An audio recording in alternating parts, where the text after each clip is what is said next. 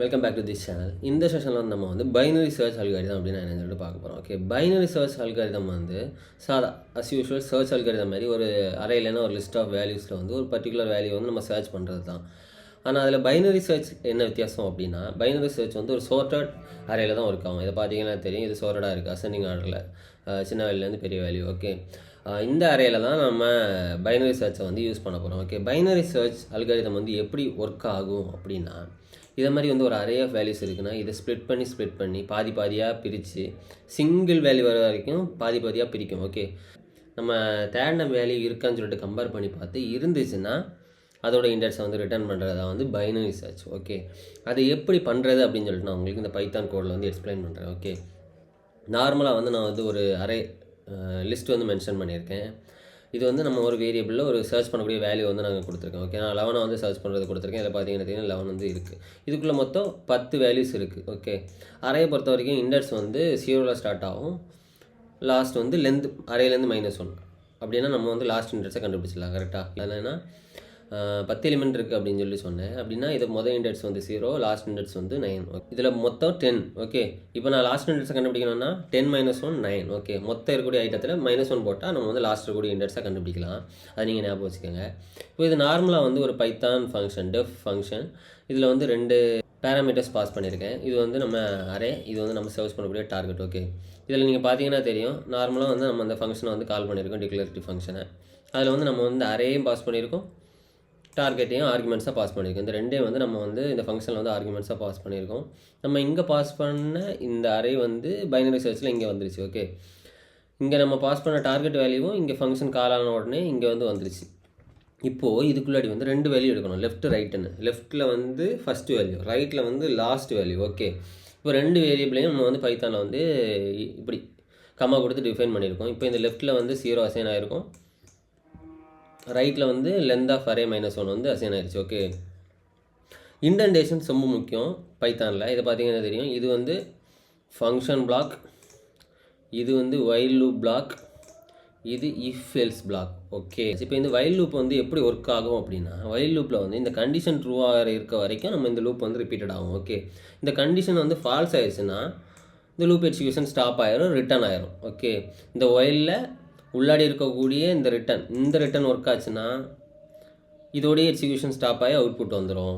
ஒருவேளை இந்த if condition வந்து எப்போவுமே ட்ரூ ஆகலை அப்படின்னா இந்த ஒயில் லூப் மொத்தமாக முடிஞ்சு இந்த கண்டிஷன் ஃபால்ஸ் ஆனதுக்கப்புறம் இந்த ரிட்டன் வந்து எக்ஸிக்யூட் ஆகும். ஓகே, இந்த கண்டிஷன் வந்து இந்த ரிட்டன் -1 அப்படின்னு சொல்ல வந்து எக்ஸிக்யூட் ஆகுதுனாலே நம்ம சர்ச் பண்ணக்கூடிய ஐட்டம் இல்லைன்னு அர்த்தம். ஏன்னா இந்த ஒயில் வந்து எல்லாத்தையுமே சர்ச் பண்ணி முடிச்சதுக்கப்புறமும் நம்ம எலிமெண்ட்டை வந்து கண்டுபிடிக்கலைன்னா பார்த்தீங்கன்னா தெரியும், கம்பேரிசன் ஆப்ரேட்டர் கொடுத்து கண்டுபிடிக்கலைன்னா கடைசியில் -1 கொடுக்கும். ஓகே, -1னா நம்ம வந்து என்ன பண்ணியிருக்கோம், எலிமெண்ட் இல்லைன்னு சொல்லிட்டு நம்ம ரிட்டர்ன் பண்ணுவோம். ஓகே, அது எப்படின்னு சொல்லிட்டு பார்ப்போம். இப்போது லெஃப்ட்டு ரைட்டுன்னு இருக்கா, இப்போ முதல்ல வந்து இதில் லெஃப்ட்டில் வந்து 0 இருக்கும், ரைட்டில் வந்து 9 இருக்கும். ஓகே, இப்போது இதில் மிட் எவ்வளோ, 0 + 9 / 2. ஓகே, இதுதான் மிட். ஓகே, இப்போ 9 / 2ல் வந்து மிட் வந்து 4.5. ஓகே, இதை வந்து நம்ம வந்து சீல் பண்ணோம். இது வந்து ceil. Okay, divide plus ceil. சீல்னால் என்னென்னா, ஒரு பாயிண்டில் வேல்யூ இருக்குன்னா அதை வந்து ரவுண்டாட்டு நம்ம வந்து சின்ன வேல்யூ கொண்டு வர்றது. ஓகே,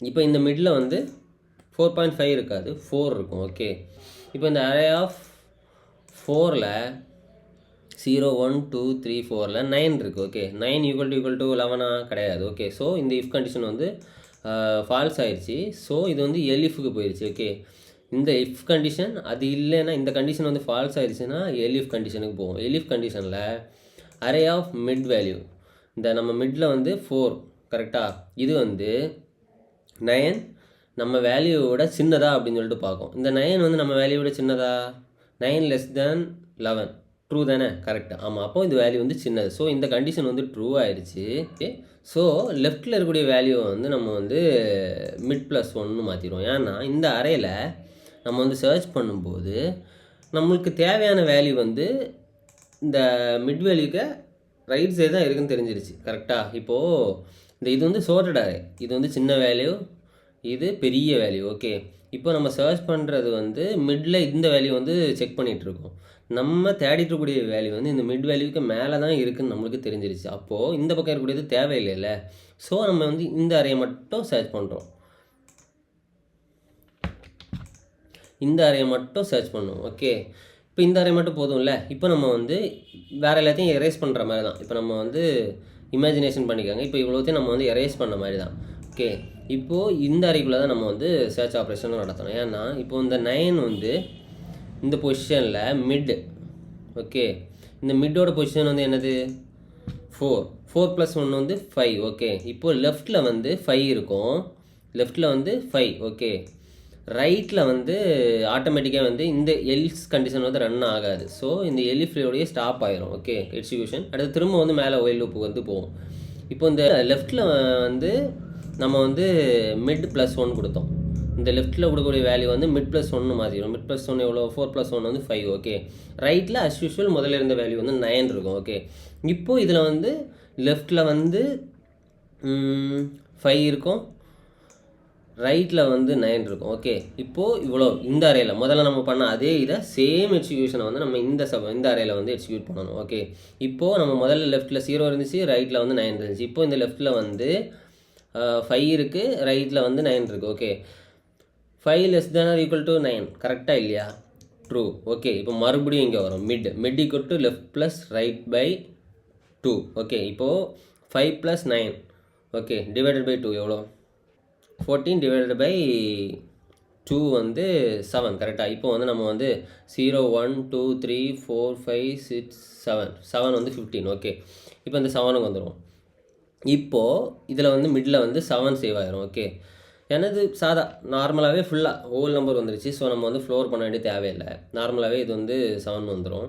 இப்போது அரே ஆஃப் 7 = டார்கெட் 0 1 2 3 4 5 6 7 7th பொசிஷனில் இருக்கக்கூடிய 15 = 11 கிடையாது. ஓகே, அதனால் இந்த கண்டிஷன் வந்து ஃபால்ஸ் ஆயிடுச்சு. இப்போது array of mid array of 7 <= டார்கெட்டா? நம்ம தேடக்கூடிய வேல்யூவை விட இந்த 7ல் இருக்கக்கூடிய வேல்யூ வந்து கம்மியானதா? 7th பொசிஷனில் இருக்கக்கூடிய 15 இதில் வந்து 15 தானே இருக்குது. அரே ஆஃப் 7ல் இதில் வந்து 15 தான் இருக்குது. 15 <11 கிடையாது. ஓகே, உடனே இந்த கண்டிஷனை வந்து ஃபால்ஸ் ஆயிடுச்சு. ஸோ இந்த எலிஃபர் அண்ணாவில் அடுத்தது வந்து இருக்கக்கூடிய ஒரே இது வந்து எல்ஸ் தான். ஓகே, எல்ஸில் முதல்ல வந்து நம்ம வந்து லெஃப்ட் வேல்யூ வந்து மிட் +1 கொண்டு போகணும். இப்போ நம்ம லெஃப்ட் வேல்யூ எதுவுமே பண்ண போகிறது கிடையாது. லெஃப்ட் வேல்யூவில் 4 + 1 கொடுத்த 5 அப்படியே இருக்குது. ஓகே, 5 அப்படியே வச்சுக்கலாம். நம்ம வந்து ரைட்டில் இருக்கக்கூடிய வேல்யூவை இந்த லாஸ்ட்டில் 9ல் இருக்கக்கூடிய எடுத்து இந்த இடத்துல கொண்டு வந்து வைக்கணும். இந்த இடத்துல என்ன கரெக்டாக 7 - 1 6. ஸோ இப்போ இதில் இருக்கக்கூடியது வந்து 5 6 லெஃப்ட்டு 5 ரைட் 6. ஓகே, நம்ம முதல்ல எடுத்த அறையில் லெஃப்ட் வந்து 0 எடுத்தோம், அடுத்த ரைட்டில் வந்து 9 எடுத்தோம் கரெக்டாக. அடுத்து அதோட மிட்டை கண்டுபிடிக்கும் போது இந்த மிட் பொசிஷனில் வந்து 9 இருந்துச்சு. இந்த வேல்யூவோட நம்ம சர்ச் பண்ணக்கூடிய வேல்யூ பெருசு. ஸோ இந்த சோர்ட்டட் அறையில் நம்ம வந்து முதல்ல வந்து லெஃப்ட்டை மட்டும்தான் நம்ம வந்து மிட் +1 கொண்டு போகணும். இந்த மிட் பொசிஷன் +1 கொடுத்தாலே நம்ம அடுத்த சப்பரையோட லெஃப்ட்டுக்கு வந்து நம்ம வந்து இதை செட் பண்ணிட்டோம். ரைட்டுக்கு வந்து ஏற்கனவே இருந்த பழசு இருந்துச்சு. ஓகே, ஏன்னா நம்ம சர்ச் பண்ணக்கூடிய அரே வந்து நம்ம இப்போ இருக்கக்கூடிய மிட்டை விட பெருசாக இருக்குதுன்னு நம்மளுக்கு தெரிஞ்சிருச்சு. ஓகே, ஸோ நான் அதனால் வந்து லெஃப்ட்டை கூட்டிகிட்டு ரைட்டு அதே இடத்துல தான் இருக்குது. ஓகே, அடுத்தது நம்ம இந்த அரேயோட மிட்டை வந்து நம்ம வந்து 15 எடுத்தோம் கரெக்டாக. இப்போ நம்ம சர்ச் பண்ணக்கூடிய வேல்யூ வந்து 11 வந்து மிட்டை விட பெருசாக சின்னதான்னு சொல்லிட்டு பார்க்கணும். ஃபஸ்ட்டு நம்ம வந்து மிட்டை விட பெருசு கிடையாது. அதனால தான் எல்லிஃப் வந்து ரன் ஆகலை. ஓகே, அதனால் வந்து மிட்டை விட சின்னது. நம்ம மிட் இருக்கக்கூடிய வேல்யூ வந்து 15 விட சின்னதுன்னு சொல்லிட்டு நம்மளுக்கு தெரிஞ்சிருச்சு கரெக்டாக. அதனால தான் இந்த எல்ஸில் இந்த தடவை வந்து நம்ம லெஃப்ட்டை வந்து எதுவுமே பண்ணாமல் ரைட்டை வந்து நம்ம மிட் -1 கொடுத்துருக்கோம். ஓகே, அதனால் வந்து இந்த தடவை வந்து லெஃப்ட்டு வந்து நம்ம அங்கேருந்து இதில் 0லேருந்து நம்ம இங்கே கொண்டு வச்ச மாதிரி ரைட்டை வந்து நம்ம இப்போ 9லேருந்து எடுத்து திரும்ப இந்த பொசிஷனில் 13 இருக்கக்கூடிய பொசிஷனில் 0 1 2 3 4 5 6. ஓகே, 6. இப்போ வந்து லெஃப்ட்டில் வந்து 5 இருக்குது, ரைட்டில் வந்து 6 இருக்குது. ஓகே, இப்போ 5 <= 6 ட்ரூ. ஓகே, இப்போவும் திரும்ப உள்ளாடி வந்து மிடில் வந்து 5 + 6 / 2. 5 + 6 வந்து எவ்வளோ 11 / 2. இப்போது 11 / 2 கொடுக்கும்போது 5.5 வரும். ஸோ இதை வந்து நம்ம ஃப்ளோர் பண்ணால் 5 வரும். ஓகே, இப்போ வந்து நம்ம பொசிஷனில் 0 1 2 3 4 5. ஓகே, இப்போ வந்து இது 5 தான் மிட். ஓகே, இப்போ இந்த 5ஐ செக் பண்ணால் array of 5 = target. Okay, array of 5ல் என்ன இருக்குது 0 1 2 3 4 5 11. இது வந்து ஈக்குவல் டு டார்கெட்டான்னு சொல்லிட்டு செக் பண்ணணும். அரே ஆஃப் ஃபைல் இருக்கக்கூடியது 11. So equal to 11 target. Okay, இப்போ இந்த கண்டிஷன் ட்ரூ ஆனதுனால இப்போ அதோட இண்டெக்ஸ் வந்து 5ன்னு சொல்லிட்டு ரிட்டன் ஆயிரும். ஓகே, ஒரு ஃபங்க்ஷன் ரிட்டன் ஆயிடுச்சுனாலே அதோட வேலை முடிஞ்சிருச்சுன்னு அர்த்தம். ஓகே, ரிட்டனில் இப்போ இதில் வந்து 5 வந்துடும். நம்ம வந்து சர்ச் பண்ணும்போது இல்லைன்னா இந்த ரிட்டன் தான் ஒர்க் ஆகும். ஓகே, இதில் வேல்யூ இல்லைன்னா கடைசி வரைக்கும் ரன் ஆகிட்டு லூப் முடிஞ்சிட்டு கடைசியாக -1 ரன் ஆகும். இப்போ ரிட்டன் பண்ண வேல்யூ வந்து இந்த ரிசல்ட்டில் வந்துடும். கரெக்டாக இந்த ஃபங்க்ஷன் வந்து கால் ஆகி இது வந்து ஒரு ரிட்டன் பண்ணியிருக்கு. அப்படியே இதை அழிச்சிட்டு நம்ம இதில் வந்து 5 போடுற மாதிரி. ஓகே, இப்போது ரிசல்ட் நாட் ஈக்குவல் டு -1 இருந்தால் எலிமெண்ட் ஃபவுண்ட் அட் இண்டெக்ஸ்னு சொல்லிட்டு நம்ம கொடுத்த இந்த ரிசல்ட்டில் உள்ள அந்த இண்டெக்ஸை வந்து ரிட்டர்ன் பண்ணோம். அப்படி இல்லைன்னா எல்ஸில் எலிமெண்ட் வந்து நம்ம சர்ச் பண்ணுற எலிமெண்ட் வந்து இல்லை அப்படின்னு சொல்லிட்டு ரிட்டர்ன் பண்ணோம். வந்து ஈஸியாக நம்ம வந்து ஒரு பெரிய அறையும் ஸ்ப்ளிட் பண்ணி பாதியாட்ட நம்ம வந்து ஈஸியாக கண்டுபிடிக்கிறது. இதனால தான் நான் சொன்னேன் சோர்ட்டடாக இருந்தால் தான் இந்த அரே ஒர்க் ஆகும். ஏன்னா வந்து நம்ம வந்து இதில் உள்ள கான்செப்டே என்னென்னா, இப்போ நம்ம வச்சிருக்கக்கூடிய வேல்யூவோட இது சின்ன வேல்யூவா பெரிய வேல்யூவான்னு கால்குலேட் பண்ணி தான் நம்ம அடுத்த என்ன ஆப்ரேஷன் எந்த ஸ்டெப் பண்ண போகிறோமோ அது வந்து ஒர்க் ஆகும். ஓகே, ஸோ ரிசர்ச் வந்து சோர்ட்டட் அரேல தான் ஒர்க் ஆகும். ஓகே, இது எப்படி ஒர்க் ஆகுதுன்னு சொல்லி நம்ம இப்போ பார்க்கலாம். நான் வந்து இப்போ இதை ரன் பண்ணுறேன்.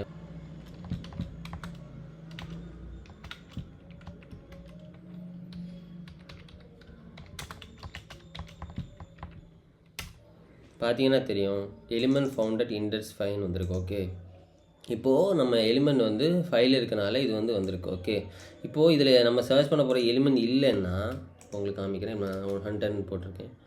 இப்போது element not found in array வந்திருக்கு. ஓகே, இதை மாதிரி வந்து நம்ம வந்து ஒரு எலிமெண்ட்டை வந்து சர்ச் பண்ண முடியும். இதில் தெரிஞ்சிக்க வேண்டியது இது வந்து ஒரு ஃபங்க்ஷன்.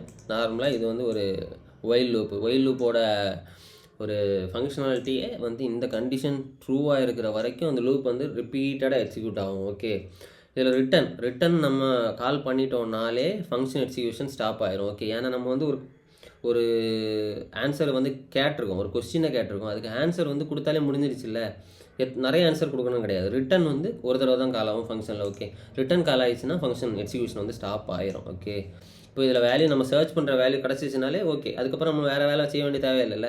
ஓகே, இந்த வீடியோ உங்களுக்கு புரிஞ்சிருக்கும் அப்படின்னு சொல்லிட்டு நம்புகிறேன். ஓகே, இதை மாதிரி அல்காரிதம்ஸை வந்து பார்க்குறதுக்கு வந்து